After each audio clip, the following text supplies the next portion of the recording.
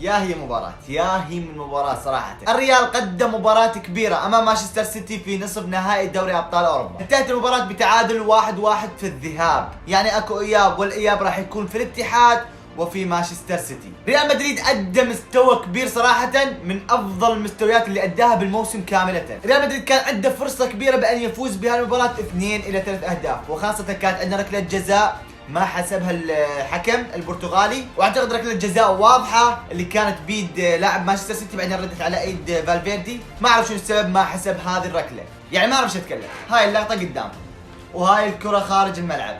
الى متى؟ الى متى هذا التحكيم يا البرتغالي؟ ما اعرف شو السالفه صراحه. يعني قدامكم هاي اللقطه كان اكو فار يستطيع ان يطلع لك هاي اللقطه ويقول لك هذا خرجت الكره وما ينحسب هدف دي بروين، ولكن بعد هاي اللقطه انحسب هدف دي بروين وتعادلنا ب1-1. ومع احترام دي بروين اخذ افضل